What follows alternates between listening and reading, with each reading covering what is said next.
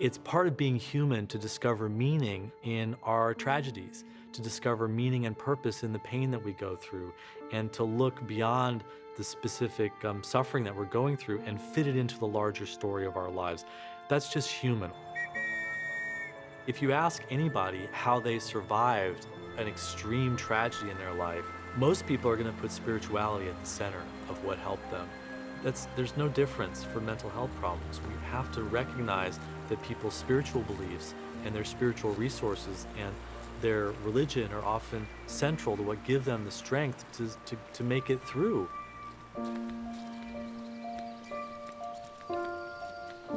The paths are many.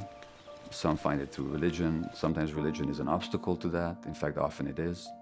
But it may be a conduit to it as well, depending on who and how and where. There's this spiritual nature that if we ignore, we're actually ignoring an essential part of ourselves. Human beings have certain needs for meaning, for contact, for community, for acceptance, for authenticity, which is the capacity to feel what we feel and to be in touch with our bodies and to express what we feel when we need to.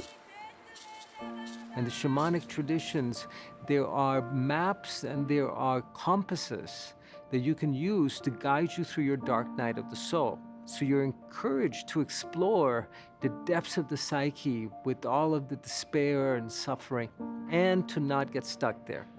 To use that as a point of initiation to open you up to lucidity and a sense of personal destiny.